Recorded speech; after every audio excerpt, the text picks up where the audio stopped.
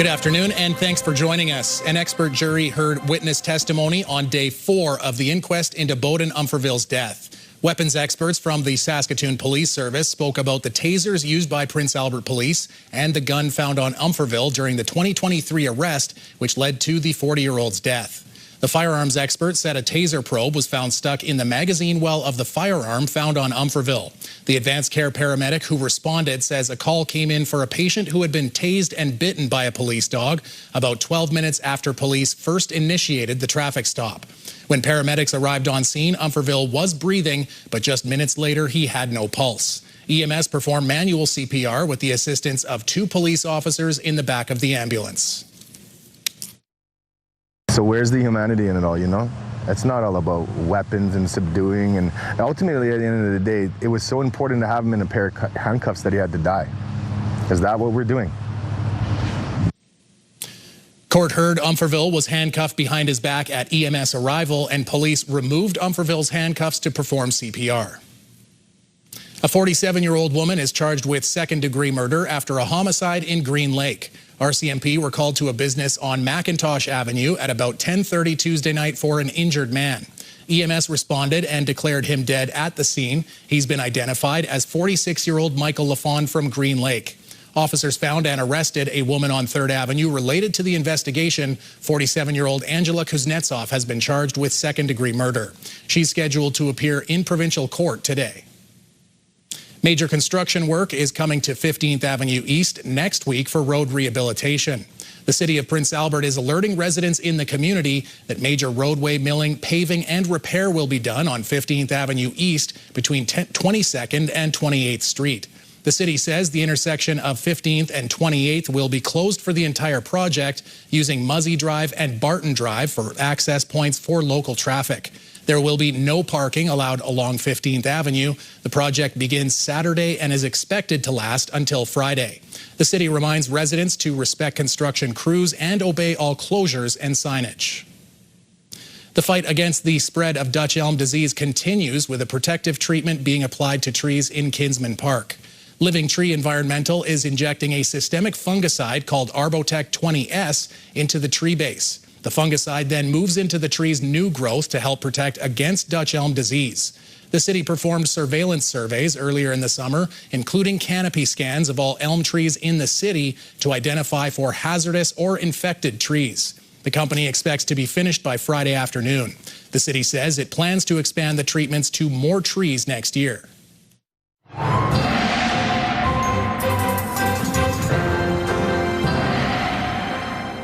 Definitely felt like summer out there today. The heat just sort of lingered. It did. It showed up in a hurry, John. We've got ourselves some pretty warm conditions, to say the least, and it's going to stay hot into the weekend and beyond. We are keeping our eye on these systems just as advertised. We anticipated that these pop-up showers, and you say pop-up showers, more closely associated with a low and a trough line that's connected to that, but a lot more active weather in the far north than there is in central and southern parts of Saskatchewan. This little reflection you see on the radar is called ground clutter. It's just the radar being fooled. But we won't fool around at all when we tell you about the hot temperatures on the way. There are more reports of tornadoes in Saskatchewan as the Northern Tornadoes Project suggests a major cluster touchdown on July 10th and 11th. Based on data it has compiled, 11 tornadoes came down July 10th, ranging from EF0 to EF1 plus 1 downburst. On the 11th, 7 more tornadoes north of the Battlefords, also EF0 or EF1. It says 18 tornadoes happened on that weekend alone. The NTP says most of the new tornadoes only damaged trees, grain bins, outbuildings, and farmyards. The number of tornadoes in Saskatchewan this year sits at 34. A list of them with viewer photos can be found on the CTV News website. The city of Saskatoon is extending the hours of public spray pads for the next few days. The city says it's going to be open from 10 a.m. until 10 p.m. each day until Monday. The move is part of Saskatoon's extreme heat and air quality emergency response plan. It comes as highs are expected to be over 30 over the next few days. All of Prince Albert's spray parks are open 9 a.m. to 9 p.m., except for at the Midtown Community Center, which runs Monday to Friday, 11:30 till 5. A Saskatchewan First Nation is hosting Tibetan monks from across the world for a week of healing ceremonies and cultural exchange. The monks are performing a ceremony at Atakakup Cree Nation, about 70 kilometers west of Prince Albert. The First Nation invited them to offer blessings and help promote healing as the community continues to address addiction, trauma, and other social challenges. Gishi Yongdong has been in close connection with Atakakup over the last 15 years, including working with community leaders to organize the visit. And we invited them for healing, because socially we have a lot of addiction problems, and there seems to be a social breakdown, I'll say. My hope is change whole energy, change their life, become better way. By sharing each other's traditions and practices, Ahenekyu and Yongdong say they've discovered many similarities between them. If you've been swatting away mosquitoes a little more often this summer, you're not the only one. It's been a historically bad year for mosquitoes in many parts of the province, thanks to the significant rain followed by extreme heat in the last few weeks. In Saskatoon, mosquito counts surged last week after counting 3 and then 11 mosquitoes in traps across the city at the start of the month. The average was 168 by the end of last week. That's more than the city saw at any point last year. It's definitely higher than what we had this time last year and our 10-year average. It surpassed what we had last year when we had our highest mosquito peak. Mosquito counts are trending down slightly this week, but she warns that can change in an instant. A Martensville company has been charged after a Saskatoon overpass was struck and damaged earlier this year. Cayley Contracting Limited is facing 2 traffic bylaw offenses in connection to a collision that saw a large vehicle strike the railway overpass on Circle Drive and 108th Street on March 22nd. Both the driver and the company have been charged with operating a vehicle in a manner that causes damage to city infrastructure. The overpass at 108th Street is one of a handful of overpasses struck in March. A Regina company and its driver were also charged under the traffic bylaw in connection to the overpass that was hit along the Highway 11 at the south end of Saskatoon. The city has been trying to recoup some of the costs of fixing all of the damaged infrastructure. Saskatoon's 3 residential recycling depots are filling up faster than normal.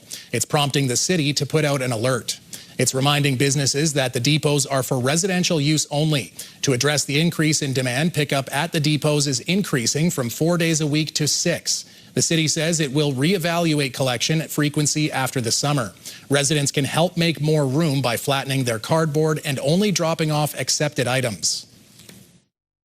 We're also seeing a lot of materials not accepted at the recycling depots, so garbage, furniture, mattresses, that kind of thing. So we're always encouraging people to go to the landfill and the material recovery center if they have those materials and not leaving them at our depots for our staff to clean up. It slows down our collections. The city says if the bins are full, don't leave anything beside them. Try another depot or come back later. A string of country music stars will be performing when the Canadian Country Music Awards rolls into town later this year. The Canadian Country Music Association has announced the lineup for the 2026 CCMA Legends Show on September 17th at the Sid Buchwald Theatre in TCU Place. The show is part of Country Music Week, and it will feature performances by Tennille Arts, Patricia Conroy, George Fox, Hunter Brothers, Brett Kissel, Kelsey Kulik, Jason McCoy, Michelle Wright, among others. This year, the CCMA is celebrating 50 years. The CCMA Awards will be handed out on September 19th at SaskTel Centre. Tickets for the Legends Show are on sale now. When we come back, what better place to be in Prince Albert than perched on top of the river? Jerry from the PA Historical Society highlights the tea room and who it's supporting this summer.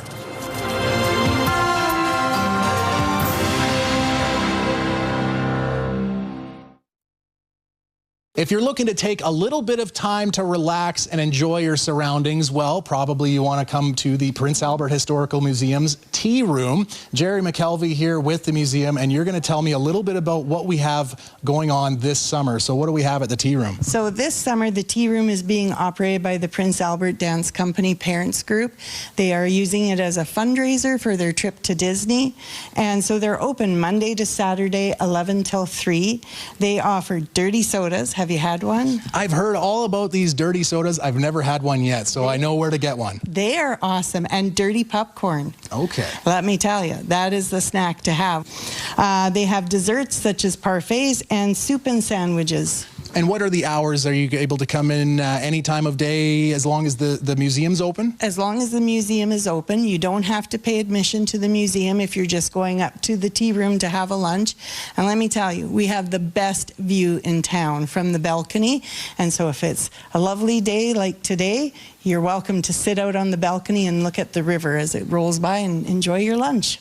Now, if you're going to be sitting up there and enjoying some treats, are there any kind of Disney-themed treats with the kids wanting to go to Disney? Well, the dirty popcorn is Disney themed, so you can come and see what they have available on that particular day.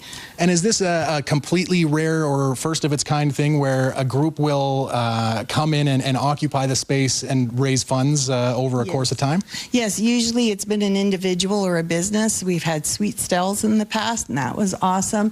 And then, unfortunately, one summer we were empty and thought, well, maybe this would be another avenue to explore. So. All right. And so is this the first year that this is going on? Yes. Perfect. Yeah. All right. So if you want to come down and get some dirty sodas, I'm going to be one of them. Dirty popcorn. I never knew that existed. But all of that. And if you want to check on availability or the hours, where's the best place to contact? You can phone us at 306-764-2992. Have an Earl Grey tea with Jerry McKelvey from the Prince Albert Historical Society. After the break, Jeff has a look at your weather. Plus, Pauline Chan explores the impacts of wildfire smoke on the brain.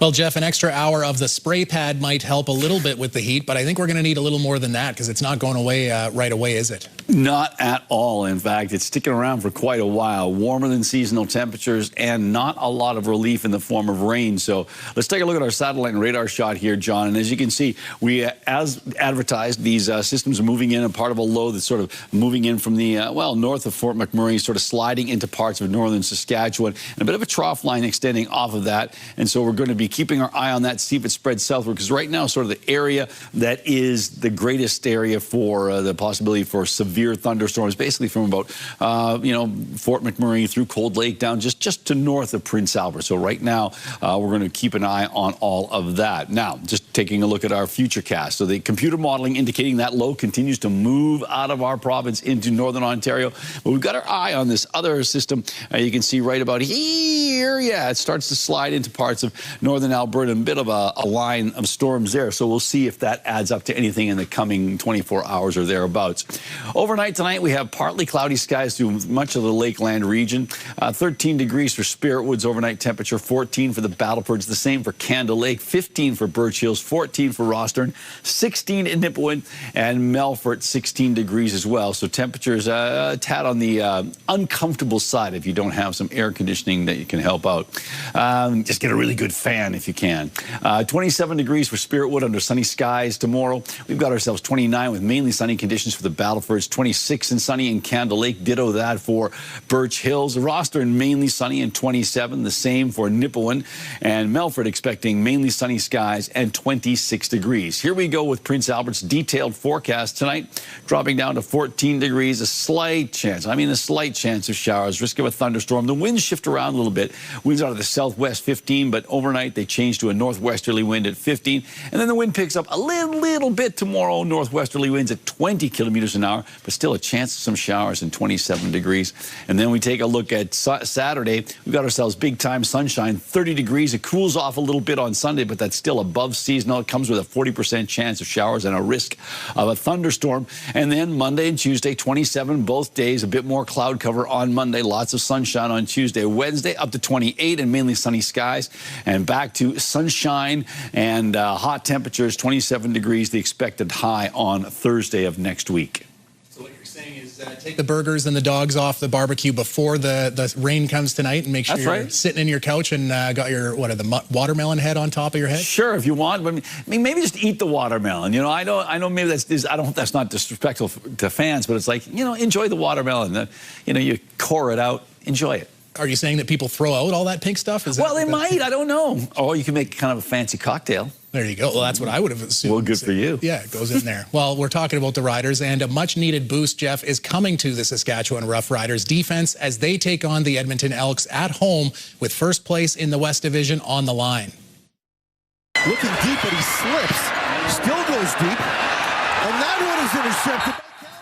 Roland Milligan Jr. is in the lineup tonight after going down with an injury in the season opener. Milligan Jr. was the 2024 CFL Most Outstanding Defensive Player.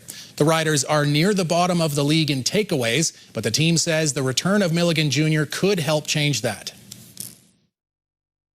There's so much different things that you can do with Roland on the roster. You know, it opens up your playbook, obviously, defensively, but I think just having that security blanket, you know, in any game you're looking for situations where somebody can make a play. When you know you got zero back there, the percentages, you just feel like it's going to be a little bit higher. The Elks lead the league with 21 takeaways and a turnover ratio of +11. The Riders have only 7 takeaways this year, with 4 of them coming against Hamilton. Kickoff is at 7 o'clock. Do you have a community event you would like to promote? Or maybe you'd like to draw attention to your organization. Let your local CTV station help you spread the word. Contact us at 306-922-6020 or email panews@ctv.ca. You can appear on CTV Prince Albert's News at 5 and get your message to our viewers.